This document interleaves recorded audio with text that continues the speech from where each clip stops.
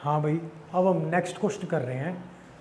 Next question देखना क्या बोलता है ये सर। क्वेश्चन नंबर 20 है, TS ग्रेवाल 2021 एडिशन है अपने पास, और अपने कर रहे हैं dissolution of partnership form. Question number 20 में सर मेरे कैसे पता लगा कि रियलाइजेशन अकाउंट बनाना है? सबसे लास्ट लाइन में देखो, जी पॉइंट के बाद क्या लिख रखा है कि सर रियलाइजेशन अकाउंट बनाओ। सर हमें इतना तो पता लग गया, यहाँ पे क्या आएगी? एसेट्स बंद करने के लिए यहाँ पे आएगी लाइबिलिटीज़। ठीक है, पहले क्लोज करते हैं, बाद में पॉइंट्स पढ़ेंगे। सर पहले क्या कह रहा है, बिल्डिंग इन्वेस्टमेंट कितने कितने की है? 1,20 और 30,600 की। 2 में लिखेंगे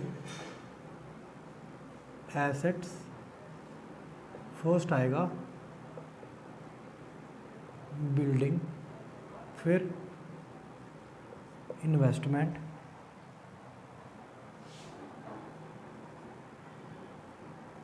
एक 20,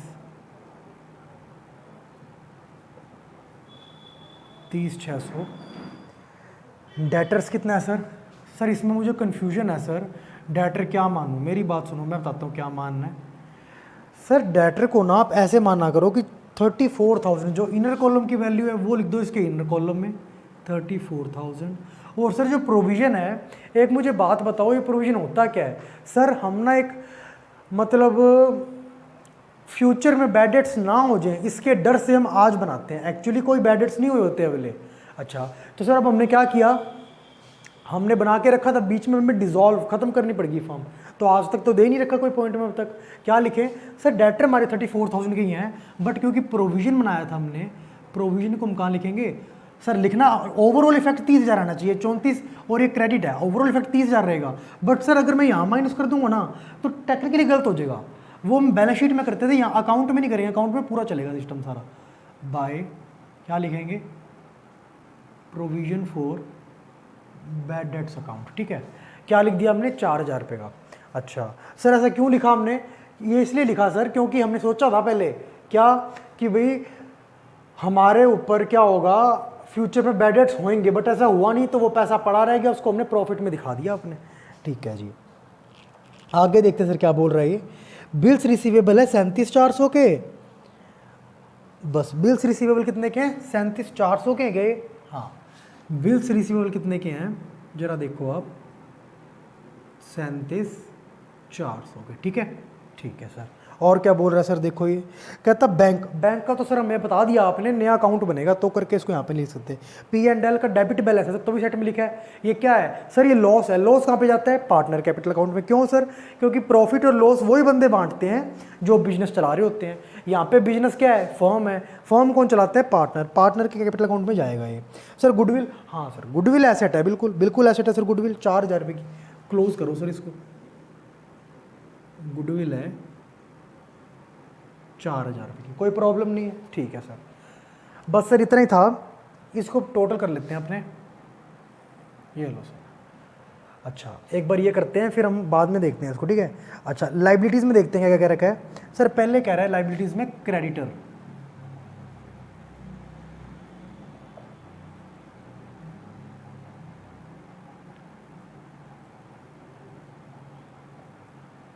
क्रेडिटर 80,000 के क्रेडिटर हैं सब। कितने के हैं? 80,000 के। और सर मिसेज प्रदीप लोन, अगर यहाँ लिखा होता प्रदीप कौन है सर? पार्टनर है, उसकी वाइफ का लोन है सर, ये आउटसाइड लाइबिलिटी है। अगर यहाँ पे लिखा होता प्रदीप लोन, सर ये पार्टनर लोन है, फिर पार्टनर की कैपिटल में जाके खत्म होगा। बट मिसेज प्रदीप लोन मतलब पार्टनर तो नहीं है, पार्टनर की वाइफ है, तो वो फर्म के बाहर की पब्लिक होगी। अच्छा तो सर क्या लिखेंगे? यहाँ पे लिखेंगे सर हम मिसेज प्रदीप लोन। कितने का है ये? 40,000 का है। कितने का है? 40,000 का है। ठीक है, ठीक है साहब।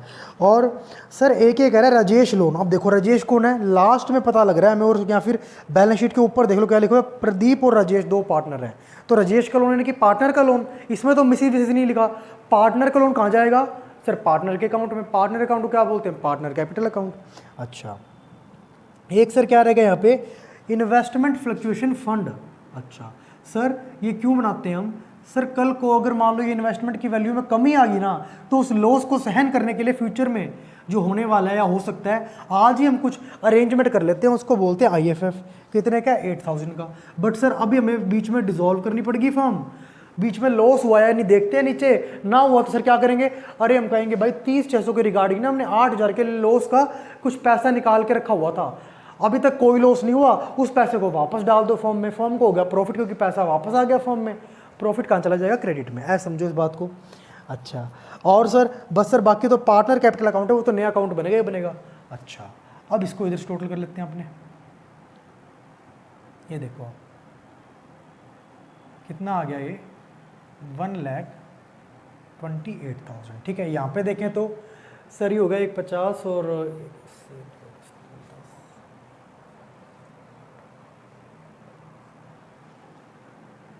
2,26 हो गए,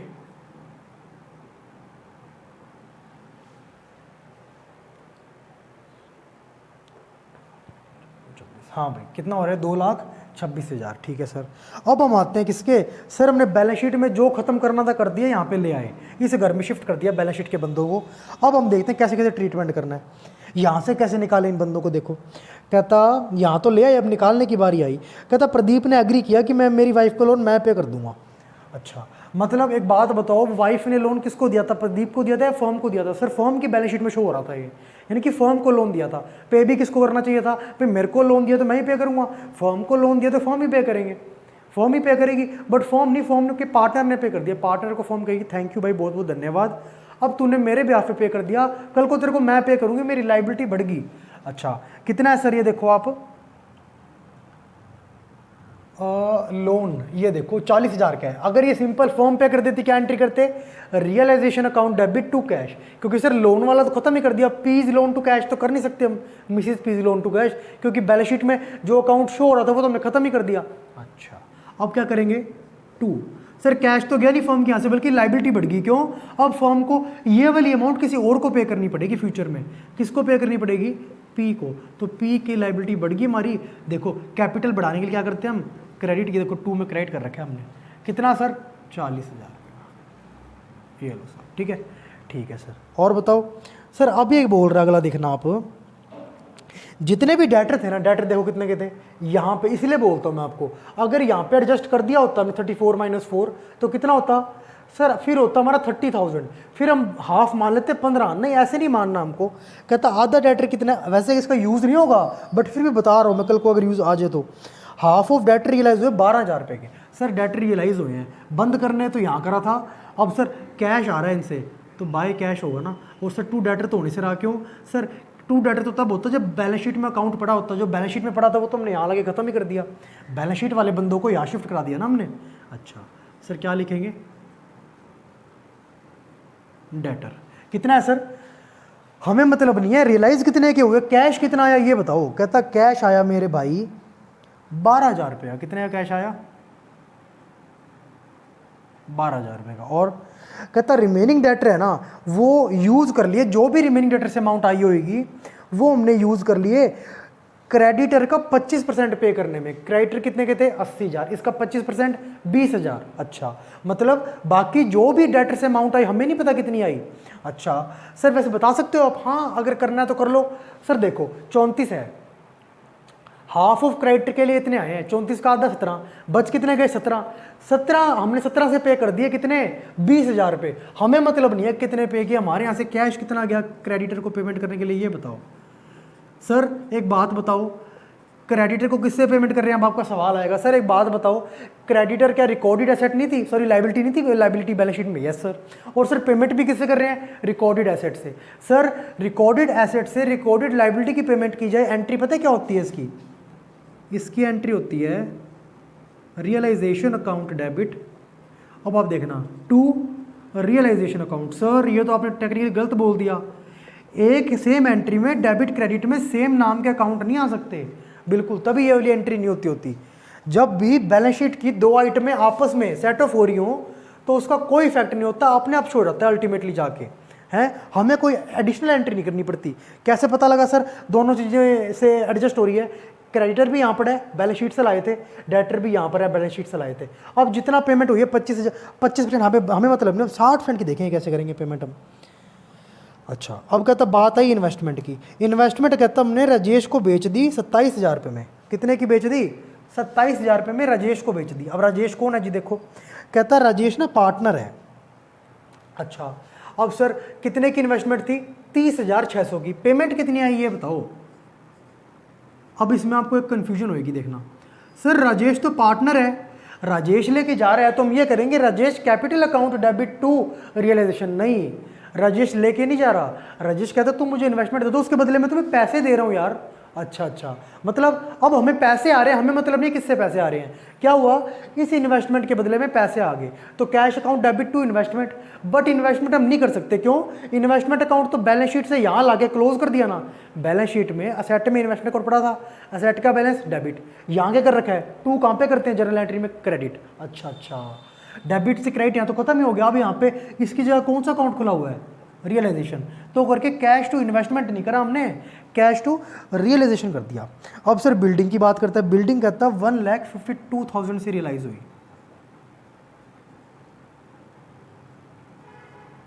1,52,000 से रियलाइज हुई बिल्डिंग। अच्छा सर पहले ये देखो एसेट्स का जितना भी था सिस्टम पूरा हो गया क्या, देख लेते हैं सब। ये देखो आप लास्ट में देखना, पहले ई पॉइंट करते हैं क्योंकि एफ में दोबारा एसेट आएगी। ई पॉइंट में क्या कह रहा है, क्रेडिटर को पे किया जाएगा।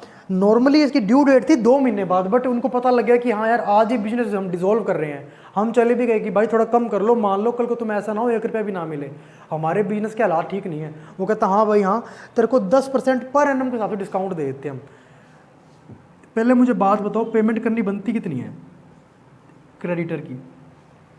सर हमारे बुद्धि से देखें तो 80,000 बनती है, बट नहीं, हमारी बुद्धि से काम चल नहीं रहा। हमने बीच में डेटर से ना 25% क्रेडिटर एडजस्ट भी करा दी, जैसे क्योंकि एंट्री नहीं करी थी। क्यों? क्योंकि सर एंट्री फिर रियलाइजेशन टू रियलाइजेशन होती है, यहाँ पे क्या एंट्री करते हैं हम। अच्छा, माइनस कर दो 25%, कितना आएगा सर? 20,000 माइनस कर दिए तो रह गए हमारे पास क्रेडिटर 60,000 के। कहता है इसको 10% डिस्काउंट पे पेमेंट कर रहे हैं। सर सीधा आप कर दोगे 10%? नहीं, वो कह रहे 10% पर एनम के हिसाब से पेमेंट कर रहे हैं डिस्काउंट पे। मतलब ये देखो आप, इसका 10% 6,000 रुपये। ये 6,000 रुपये डिस्काउंट हमें पेमेंट करते वक्त तब मिलता जब हमारे को 12 महीने ड्यू होने में पड़े होते। ड्यू होने में पड़े 2 महीने, कितने पड़े हैं देखो जरा, कितने पड़े हैं सर? सर 2 महीने पड़े हैं। कितने पड़े हैं? 2 महीने, ठीक है सर।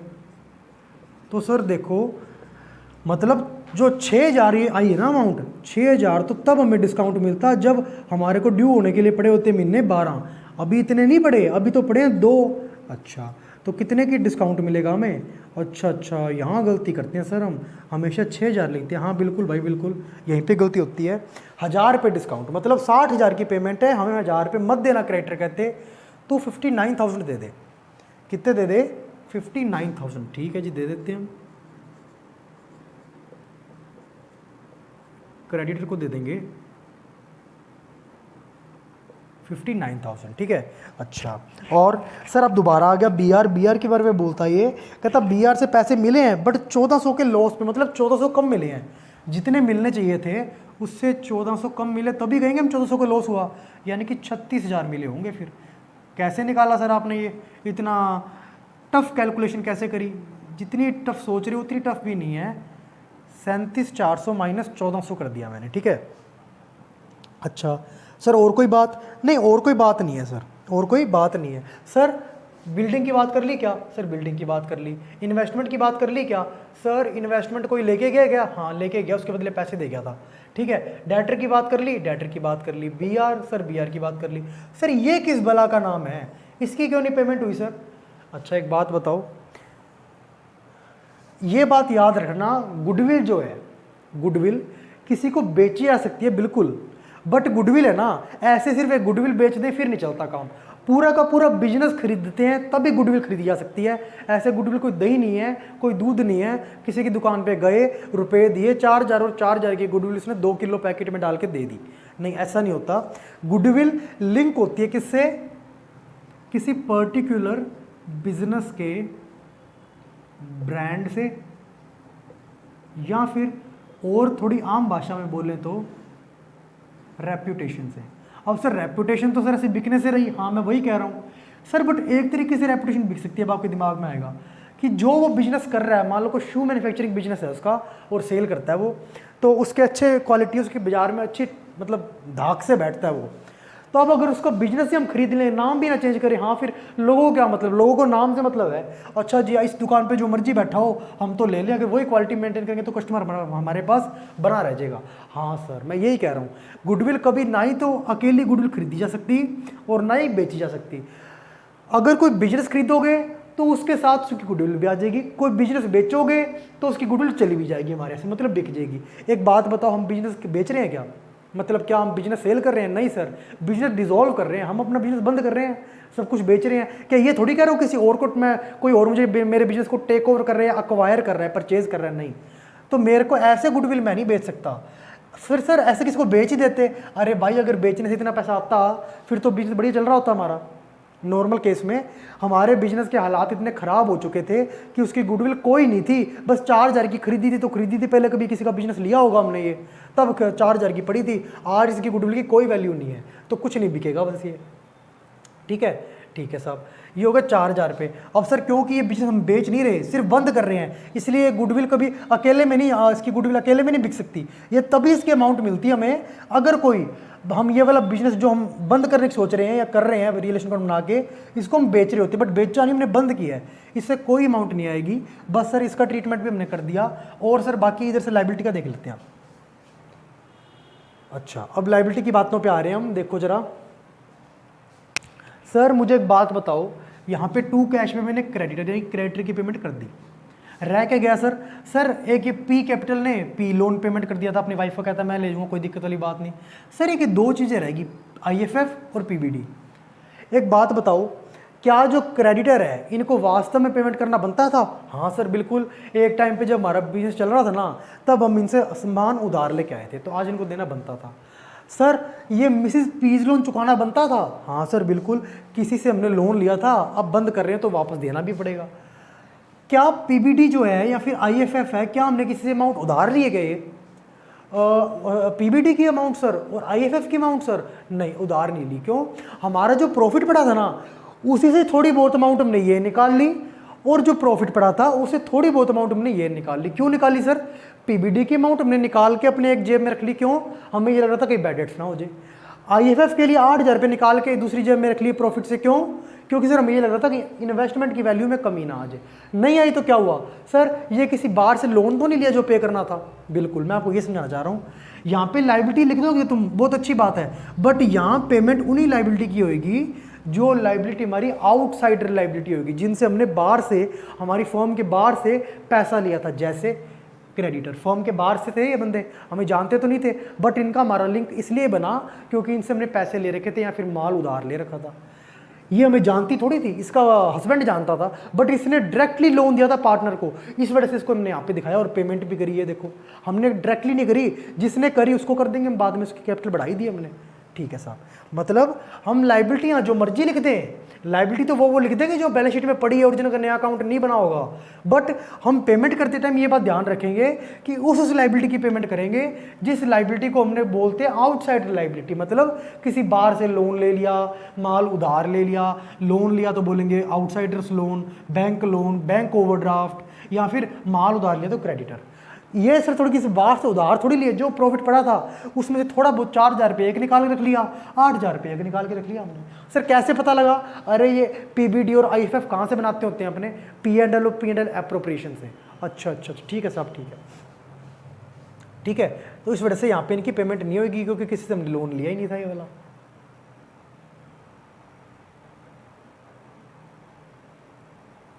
ये लो सर, ठीक है। अच्छा, और कोई बात बोल रहा है ये? सर एक ये बात बोल रहा है कि रियलाइजेशन के एक्सपेंस 2,500 रुपये क्यों हैं? क्या बताया किसकी वजह से हुए हैं? नहीं बताया। कुछ ना कहे तो क्या मानेंगे कि सर क्योंकि ये जो एसेट्स हैं और ये जो लाइबिलिटीज़ है किसकी बैलेंस शीट में दिख रही थी? फर्म की बैलेंस शीट में दिख रही थी। तो करके क्योंकि फर्म की एसेट्स और लाइबिलिटीज़ का रियलाइजेशन हो रहा है तो फर्म को इसके एक्सपेंस पे करने चाहिए थे, और कुछ नहीं बोला तो ये मानेंगे फर्म ने कर दिए होंगे। एक्सपेंस पे करने की एंट्री क्या होगी? Realisation expense account debit to cash, but expense account खोल नहीं सकते हम, फिर तो नया अकाउंट खुल जाएगा। रियलेशन एक्सपेंस नहीं बोलेंगे, अब बोलेंगे रियलेशन अकाउंट डेबिट टू कैश। किसकी वजह से? एक्सपेंस की वजह से। कितने हैं? 2500 के, ठीक है। ये कितने हो गए सर टोटल? 61,500 हो गए क्या? ठीक है साहब। और कुछ बोल रहा है ये? नहीं सर, और कुछ ज़्यादा नहीं बोल रहा है ये, बस ठीक है टोटल कर। हाँ भाई ठीक है।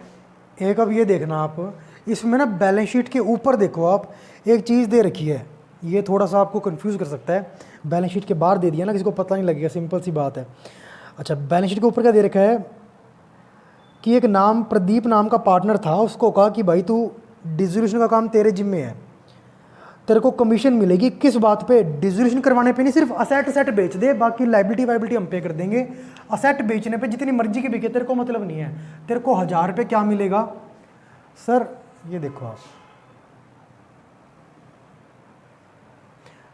क्या हुआ इसमें ना, बैलेंस शीट के ऊपर देखो आप, बैलेंस शीट के ऊपर क्या लिख रखा है, जो इन्फॉर्मेशन दे रखी है उसमें कहते हैं प्रदीप नाम के पार्टनर को ये कहा गया सिर्फ असेट्स असेट्स बिकवा दे, तेरे को रियलाइजेशन नहीं कराना पूरा।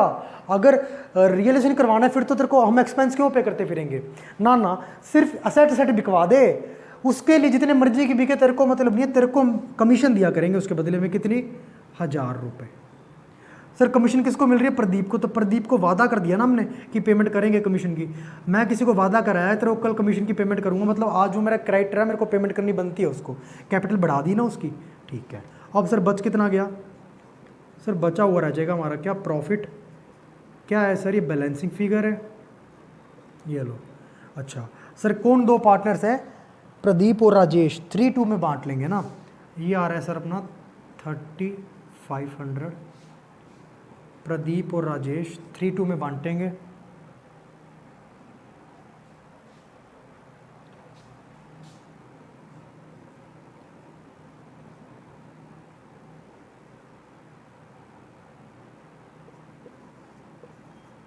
ये लो जी। तो ये इस क्वेश्चन में हमसे पूछा था।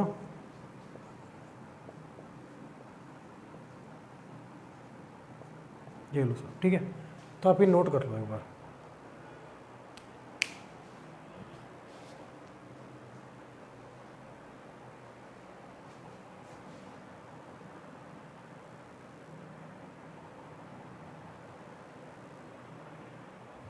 हाँ भाई, अब हम कर रहे हैं क्वेश्चन नंबर 21। जरा क्वेश्चन नंबर 21 में देखना क्या पूछा है, तो हमें पता लगेगा क्या पूछा है क्वेश्चन नंबर 21 में। रियलाइजेशन अकाउंट पूछा है।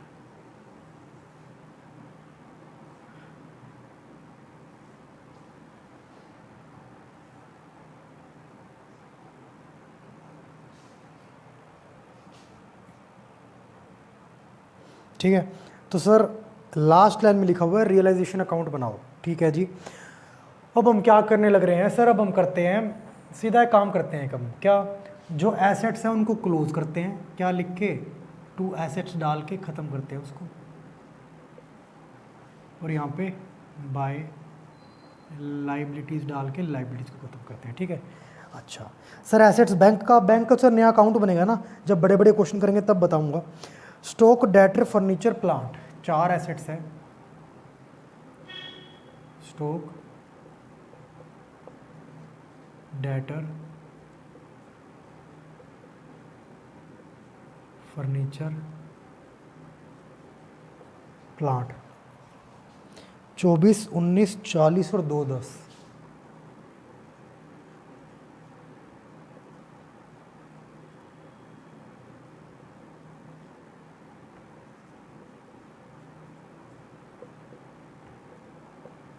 ठीक है।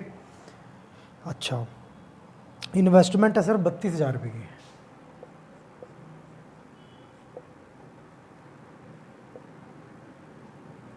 हो गया सर। अब एक सर P&L का बैलेंस दे रखा है सर, अब हमें पता लग गया, अब आपको एक्सप्लेन करने की जरूरत नहीं है सर। P&L जो है वो प्रॉफिट होता है अगर लाइबिलिटी में दिखाते हैं, बैलेंस क्रेडिट होता है लाइबिलिटी वाले आइटम्स का। और सर इसको एसेट में दिखा रखा है, एसेट का बैलेंस डेबिट, यानी कि P&L का डेबिट बैलेंस। और सर ये तो लॉस है। हाँ बिल्कुल, लॉस और प्रॉफिट कहाँ जाएगा सर? पार्टनर कैपिटल अकाउंट में।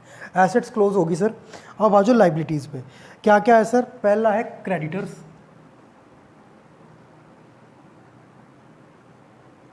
दूसरा क्या है सर? मिसिज आशीष लोन,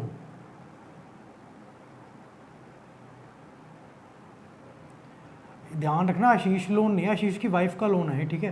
तो आउटसाइडर हो गए ना, लाइबिलिटी है। अब जैसे देखो कनव है, तो कनव भी तो पार्टनर है, बैलेंस शीट के ऊपर लिखा हुआ है आशीष और Kanav partner. Partner loan partner capital में जाके खत्म होगा ना। वर्कमैन कॉम्पनसेशन फंड, सर हमें लगा था कि कल को किसी वर्कर के इंजरी ना हो जाए, तो हमने उसके लिए कुछ पैसा निकाल के रखा था। एक्चुअली में कोई हमने बाहर से लोन नहीं लिया, प्रॉफिट से पैसा निकाल लिया था हमने। एक्चुअली में इंजरी हुई नहीं, उससे पहले हमने फॉर्म ही डिसॉल्व कर दिया, हमारी फॉर्म को इंजरी होगी बस, ठीक है।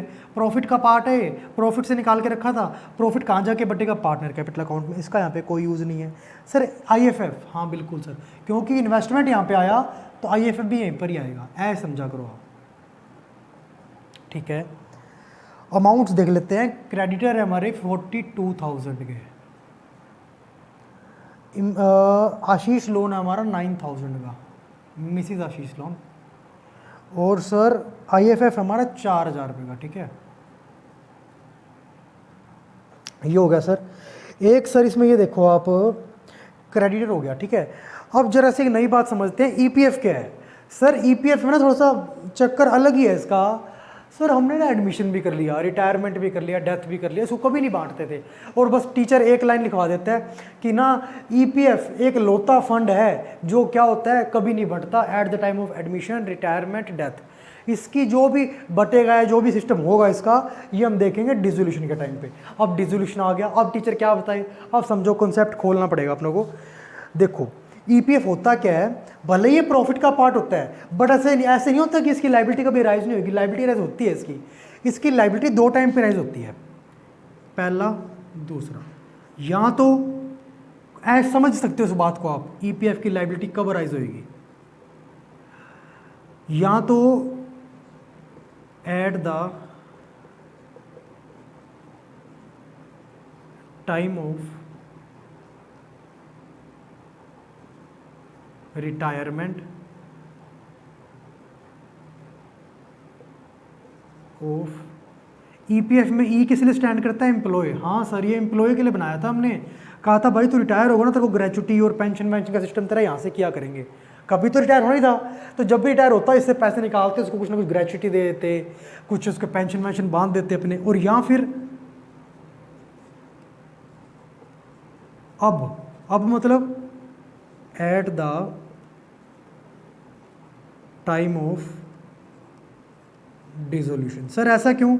अब देखो फर्म ने बोला हाँ भाई पार्टनर एम्प्लॉयज तुम तो रिटायर हुए नहीं, अब तुम्हें तो मिलेगा नहीं फिर ईपीएफ में से पैसा। पार्टनर सॉरी एम्प्लॉय बोलेंगे सर ऐसा क्यों बोल रहे, फर्म को बोलेंगे कि भाई ऐसा क्यों बोल रही है यार तू, मैं थोड़ी कोई रिटायर नहीं हुआ, तो मैं तो अभी भी काम करने के लिए राजी हूँ, तू ही जा रही है यहाँ से, मुझे नहीं पता, मैं तो अपना ईपीएफ में हिस्सा लूँगा, तू अपना वादा तोड़ रही है, पहले तू जा रही है, मैं तो रिटायर हो ही नहीं रहा, बल्कि अब तू ही डिसॉल्व हो रही है। अच्छा फर्म कहती मान गया तेरी बात को, ये मेरी गलती है।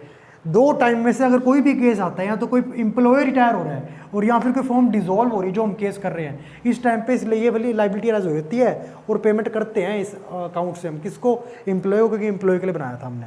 सर फिर वर्कमैन के लिए समझो ना, जो वर्कमैन है वो होता है, वर्कमैन की इंजरी के लिए बनाया था हमने। किसी का मतलब ऑफिस या फिर फैक्ट्री में काम करते टाइम हाथ पैर पे लग गई, चोट लग गई, तो उसको जो पेमेंट की जाएगी, क्योंकि ड्यूरिंग ऑफिस आवर्स लगी है उसके, तो ऑफिस उसका खर्चा उठाता था और कहता था कि भाई देख तेरी जो पेमेंट आई है, कोई फ्रैक्चर हो गया तो हम WCF वर्कमैन कॉम्पनसेशन फंड से पैसा निकाल देते थे उसके लिए, और अगर ना हो तो साल के एंड में बांट लेते थे। यहाँ पे ऐसा नहीं होगा, ये फिक्स लाइबिलिटी कभी ना कभी तो राइज होएगी भाई, कोई एम्प्लॉय कभी ना कभी तो रिटायर होएगा, और अगर नहीं होगा तो कोई कभी ना कभी फॉर्म अपनी डिसॉल्व हो जाएगी। अभी डिसोल्यूशन की बात चल रही है, तो फिर क्या करेंगे, यहाँ पे एक और चीज़ लिखेंगे, क्या? एम्प्लॉय प्रोविडेंट फंड, ठीक है। इसकी पेमेंट होएगी ही होएगी, यहाँ तो कोई एम्प्लॉय रिटायर हो तब, और या फिर फर्म हो डिसॉल्व तब। अब फर्म डिसॉल्व हो रही है तो यहाँ पे अगर क्लोज करें तो यहाँ पेमेंट भी होएगी ही होएगी इसकी, ठीक है। अच्छा चलो ठीक है साहब, देखते हैं कितने का 60,000 की अमाउंट है इसकी। ये लो सर, ये अपनी लाइबिलिटीज़ होगी। और कोई है सर? नहीं सर और कोई नहीं है, इतना ही है इसका, ठीक है। जरा देखते हैं, ये हो गया 1,15,000, कितना हो गया ये? 1,15,000 हो गया। ठीक है। अब सर हमने सारा कुछ कर लिया बैलेंस शीट का पोस्टमार्टम, अब हम आगे चलते हैं एडजस्टमेंट्स पे। आशीष ने बोला कि मैं फर्नीचर लेके जा रहा हूँ 38,000 का। फर्म कहती है ऐसे कैसे लेके जा रहा है भाई, मजाक की बात है क्या, इससे तो बाहर वाले बंदों की पेमेंट करनी है जो हमने उधार लिया होता। कहता जरा ध्यान से देख फर्म, तूने मेरी वाइफ से भी लोन लिया है तो उसकी पेमेंट मैं कर दूंगा, टेंशन मत लेना। अच्छा, आशीष कितने का फर्नीचर लेके जा रहा है? 38,000 का। सर फर्नीचर कहाँ था? यहाँ था। तो लिखेंगे पहले तो बाय, अगर फर्नीचर से पैसा आ जाता तो क्या लिखते हैं? Cash account debit to realisation. Cash to furniture तो लिख ही नहीं सकते हम, फर्नीचर तो तब लिखते हैं हम जब बैलेंस शीट में दिख रहा होता। बैलेंस शीट जो दिख रहा था यहाँ लाके बंद कर दिया, तो बाय कैश लिख देते। बट कैश नहीं लिख सकते, क्यों? पार्टनर लेके जा रहा है। कौन लेके जा रहा है? आशीष।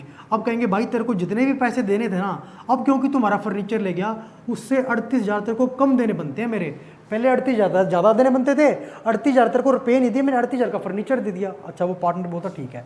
पता कैसे लगा कम देने बनते हैं? सर कैपिटल का बैलेंस क्या होता है? क्रेडिट। कम करने के लिए क्या करूँगा? डेबिट।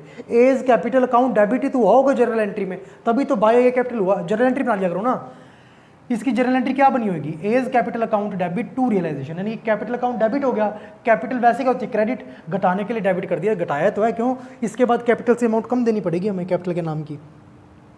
ठीक है सर, समझ में आ गया हमें। अच्छा, उसने ये भी तो बोला मैं लोन पे कर रहा हूँ। अब सर क्योंकि फर्म को लोन, क्योंकि फर्म को दिया था इसकी वाइफ ने, ये देखो, तो फर्म को ही पे करना बनता था, बट वो ये कहता है मैं कर देता हूँ पे। फर्म इसको कहेगी थैंक यू यार, तूने मेरा लोन पे कर दिया, अब तेरे को हम ये जो तूने मेरे को पे करना था बनता था लोन, और तू कर रहा है पे लोन, तो कल को तेरे को हम अमाउंट हम दे देंगे तेरे को अमाउंट। कल को भाई फर्म कहती मेरे को 9,000 रुपये आशीष की वाइफ को देना था, आशीष की वाइफ को आशीष ने दे दिया लोन का पैसा, तो मैं आशीष को दे दूंगा, फिर एक ही बात है। ठीक है जी, आशीष कैपिटल बढ़ा दी। देखो पहले जितना पैसा देना था अब उससे 9,000 ज़्यादा देना है। कैसे पता लगा? बढ़ा दी, एंट्री कर दो, realisation account debit to Ashish capital. Ashish capital वैसे बढ़ाना हो, कैपिटल का बैलेंस क्या होता है? क्रेडिट। और बढ़ाना है क्योंकि 9,000 ज़्यादा दे रहे हैं तो और क्रेडिट कर दिया ना हमने। ठीक है जी, अब देखते हैं क्या बोल रहे हैं। सर डेटर रियलाइज हुए 18,500 के। अच्छा, अब सर रियलाइजेशन की अमाउंट स्टार्ट होगी। सर डेटर अकाउंट क्लोज किया तो यहाँ पे लिख दिया, अब इनसे पैसे आ रहे हैं, पैसे आ रहे हैं तो ऑपोजिट साइड लिख देंगे। ये लो सर, क्या लिखेंगे? डेटर से कितना पैसा आया ये देख लेते हैं। डेटर से रियलाइज हुआ हमें 18,500 रुपये। अच्छा, प्लांट से रियलाइज हुआ 10% मोर। प्लांट था कितने का देखो जरा, प्लांट था 210 का और 10% मोर यानी कि 21,000, तो कितना हो गया राइज हमें इससे पैसा? 2,31,000 रुपये। ठीक है। और सर कनिका है, कनव है, सॉरी कनव है ना, वो कहता है 40% का स्टॉक ले गया 20% कम बुक वैल्यू पे। सर पहले स्टॉक देखो कितने का है? 24,000 का। इसका 40% लेके गया कौन? कनव। 24,000 का 40% क्या होगा? 9600।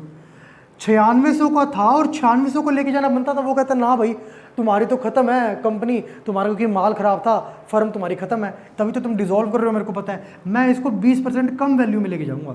9600 का 20% कितना होगा? सर ये होगा अपना 1920 रुपये। कैसे निकाला सर? 9600 का 20% कर दिया हमने। ठीक है, तो ये करा 1920। अच्छा, 9600 की चीज़ ये 1920 कम में लेके जा रहा है। कितने में लेके? बस 1920 कम में लेके, कितने में लेके गया ये? सर ये लेके गया है 7,680 में। अच्छा सर यहाँ लिख देते हैं, फिर क्या लिखेंगे? यहाँ पे लिखते हैं ना रोज़ा, क्योंकि यहाँ पे तो कैश वाली अमाउंट डाल दूंगा इतने सी कॉलम में तो, या फिर इतनी सी स्पेस में। तो कौन लेके गया? कनव, तो बाय केज कैपिटल अकाउंट। अब सर एक बात बताओ, भले 7680 लेके गया, बट 7680 ले गया तो क्या बाद में भी 7680 की पेमेंट करूँ पार्टनर कैपिटल अकाउंट में? नहीं। तो अब हम ये कह देंगे भाई क्योंकि तू 7680 का स्टॉक ले गया, अब तेरी जितनी पेमेंट करनी थी ना उससे 7680 मुझे कम देने पड़ेंगे। कैपिटल का बैलेंस क्रेडिट, उसके बैलेंस कम करना है क्योंकि कम दूंगा पेमेंट, क्या कर दूंगा? डेबिट, क्योंकि क्रेडिट से कम करना, डेबिट कर दूंगा। एंट्री क्या बनी होगी? के capital account debit to realisation. अच्छा, डेबिट कर दिया हमने 7680, बिल्कुल। एंट्री देख लिया करो ना इसकी। और बाकी जो स्टॉक था, अब सर बाकी स्टॉक ऐसा मत मान लेना कि 24 जा रहे हैं माइनस को तो 7680, नहीं, 9600 माइनस करना आप 24,000 में से, क्योंकि सर ये कहता 9600 की वैल्यू का स्टॉक लेके जा रहा हूँ मैं 7680 में, मतलब फर्म के यहाँ से तो 9600 का स्टॉक गया है और बचा कितना होगा? सर 24,000 में से 96,000 चला गया, माइनस कर दो, कितना रह गया सर? ये सर ये रह गया अपना 12,400 का रह गया ये। नहीं 12,400 की था ये।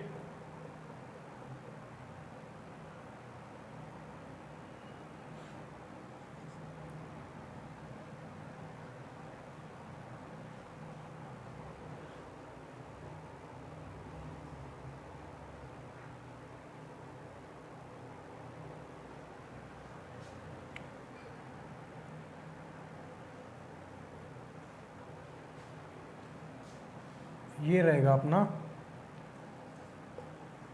14,400 का, ठीक है। 14,400 का स्टॉक रहा, क्यों? क्योंकि कहते हैं कि 24,000 फर्म कहती मेरे पास स्टॉक था, 9600 का स्टॉक चला गया। कितने में गया वो हमने एंट्रियां वहां पे कर दी, 24,000 में से 9600 का स्टॉक चला गया, बच कितने में गया 14,400 का। अब इसके एज में कैसे करा इसने, कहता है ये जितने का ये बचा ये अपने आप का एक 10% प्लस में रियलाइज हो गया, यानी कि इसका 10% बताना कितना होगा सर 1440। ये बिका हमारा कितने में 15,840 में, ठीक है सर।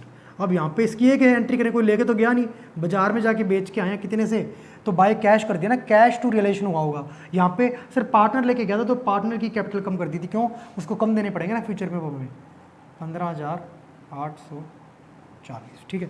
ठीक है साहब, अब देखते हैं अगला क्या बोल रहा है।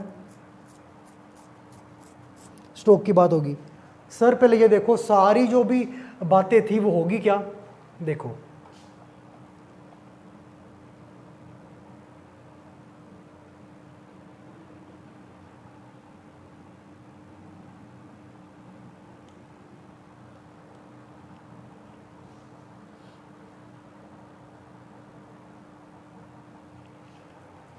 हाँ भाई, देखो स्टॉक की बात होगी, डेटर की बात होगी, फर्नीचर।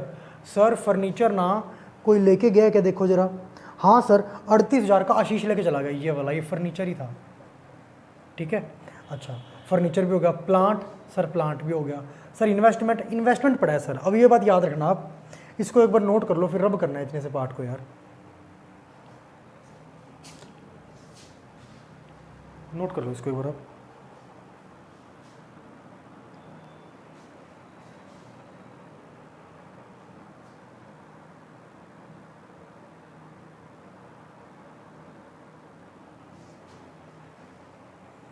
हाँ बस इसको नोट कर लिया, फिर हम एक छोटी सी बात बताते हैं, बस फिर क्वेश्चन कंप्लीट हो जाएगा ये।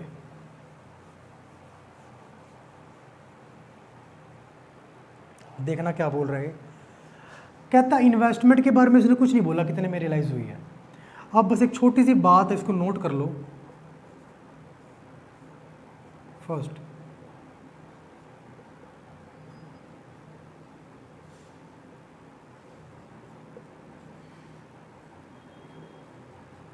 लिखते जाओ, without information it is considered that without information it is considered that no amount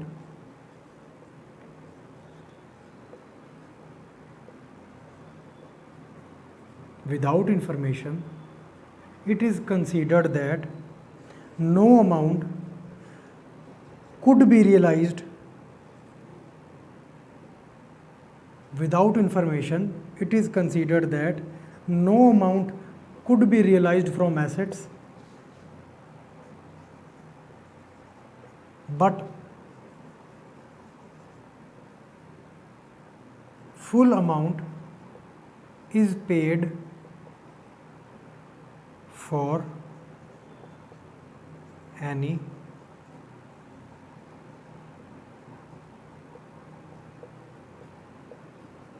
liabilities. ये नोट है, बस एक बार ये नोट देख लो, बाकी आपका सारा क्वेश्चन हो जाता है हमेशा ही।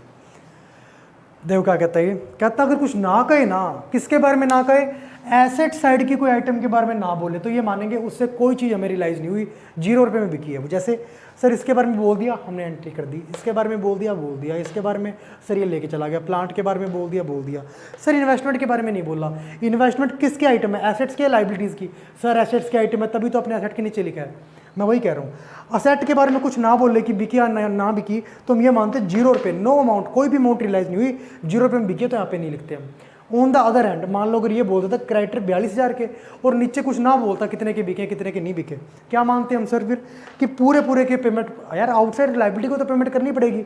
42,000 का उधार माल खरीदा होगा, वो कुछ ना बोले तुम ये मान लें कि 42,000 की 42,000 पेमेंट कर दी। असेट का ना बोले तो ये मानेंगे 0 रुपये उससे आए हैं मेरिलाइज हुए हैं। बट लाइबिलिटी का ना बोले, जैसे मान लो इसका ना बोला हो, फिर ये मानेंगे लाइबिलिटी की पूरी अमाउंट पे की है। ठीक है, ठीक है जी, ये नोट कर लो एक बार, फिर हम इसको एक बार नोट कर लो ना, फिर हम वो आगे नीचे क्वेश्चन स्टार्ट करते हैं आगे से।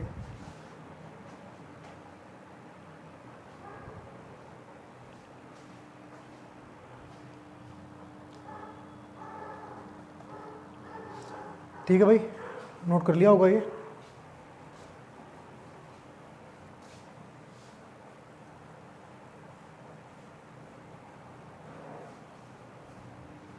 ठीक है, ठीक है।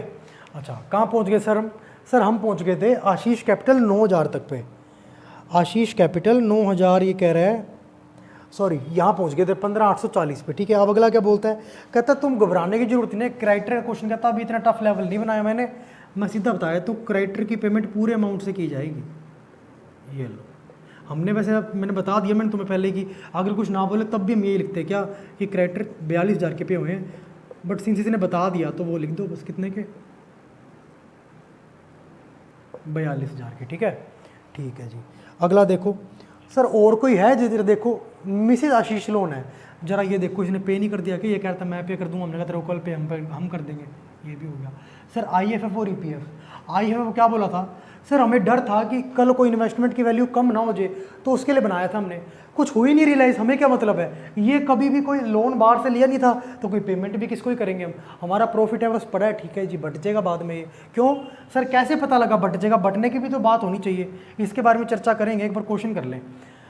अब सर EPF, मैंने क्या बोला था, EPF की अमाउंट किसी आउटसाइडर को पे करते हैं। आउटसाइडर कौन होता है? फर्म और पार्टनर को छोड़ के बाकी सारी जो भी पब्लिक या जनता है वो सारी आउटसाइडर है। एम्प्लॉय फर्म तो नहीं है, नहीं, पार्टनर भी नहीं है, नहीं, तो क्या होगी? आउटसाइडर। ये तो पेमेंट करनी ही पड़ेगी अपने को।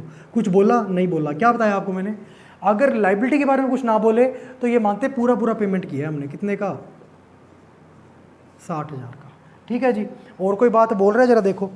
कहता कनव ने एग्री किया कि सारा डिजोल्यूशन का खर्चा मैं संभालूंगा, मुझे बस तुम एक वादा कर दो कि 12,000 रुपये तुम मुझे रेम्यूनरेशन का दे दोगे। फर्म मान गई, और बाद में एक्चुअल एक्सपेंस कितने के हुए? 8,000 के, हमें उससे कोई मतलब नहीं है। फर्म कहती है मैं तेरे को 12,000 दे दूंगी, मैं प्रॉमिस करती हूँ। अब 12,000 होता है एक्सपेंस, चाहे 1,20,000 होता है, मुझे मतलब नहीं है। अगर 1,000 भी हो तो 11,000 तू अपने जेब में रख लेना। अच्छा, फर्म ने प्रॉमिस कर दिया कि तेरे को मैं 12,000 पे करूंगी। मैं किसी को प्रॉमिस कराया भाई तेरे को कल पेमेंट दूंगा, तो जब तक पेमेंट नहीं देता वो मेरा क्या बन गया? लेनदार बन गया ना, क्रेडिटर बन गया। क्रेडिटर का बैलेंस क्रेडिट, क्या लिखूंगा? कौन है सर, किसको प्रॉमिस करके आए हैं? कनव को, तो केज कैपिटल। कितने का रेम्यूनरेशन है सर ये? 12,000 का। ठीक है,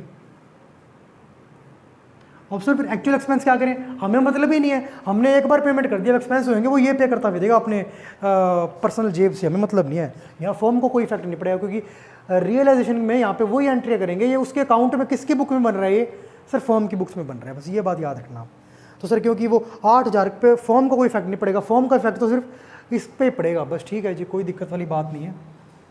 ये हो गया सर अपना, कितना हो गया ये? 1,02,000 ये हो गया। और सर ये कितना हो गया देखो जरा,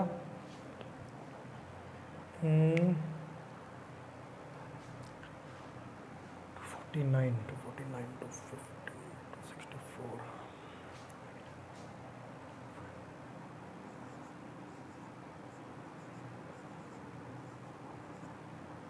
दोबारा चेक कर लो भाई एक बार।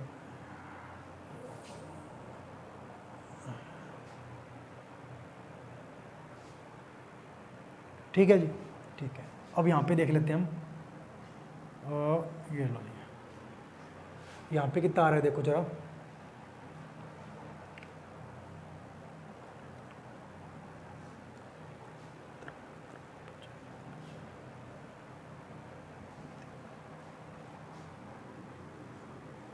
एक बार चेक कर लेना यार ना।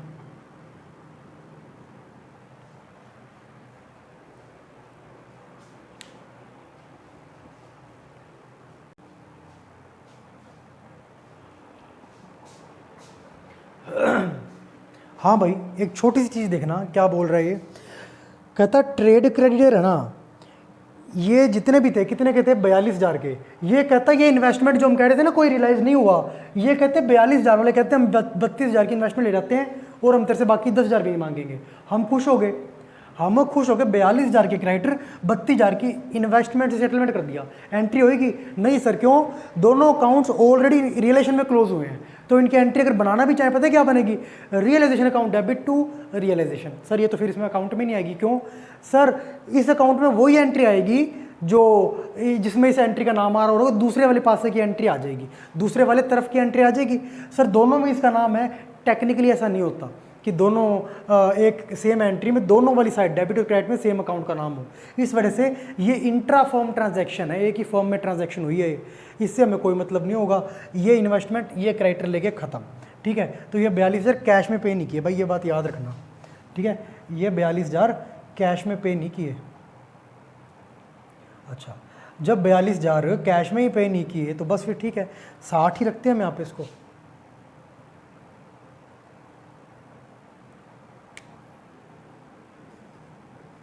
ये लो, ठीक है, 60,000 रख दिए हमने, ये लो, ठीक है। और क्या बोल रहा है? बस सर इतना ही बोल रहा है। कर देते हैं इसको 394 ना, ये आ गया अपना 20,020। क्या आएगा ये? सर ये आएगा 20,020, क्योंकि क्रेडिट साइड ज़्यादा आ रही है, यानी कि प्रॉफिट ज़्यादा है, तो बचा हुआ प्रॉफिट का ही पार्ट है ये। किसको मिलेगा सर? जो पार्टनर है उनको मिल जाएगा। पार्टनर कौन कौन है सर? आशीष और कनव। और किस रेशो में मिलेगा सर? कोई रेशो होगा उसमें मिल जाएगा।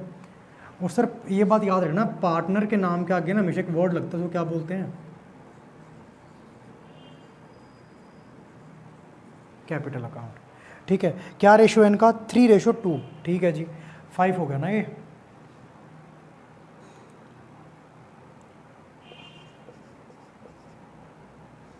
हम्म 8008 12,012, ठीक है। ये इस क्वेश्चन का आंसर था भाई, ये पूछा था हमसे, ठीक है। तो ये क्वेश्चन हमारा कंप्लीट है, ये करो भाई आप, बाकी हम करेंगे नेक्स्ट वीडियो में, ठीक है।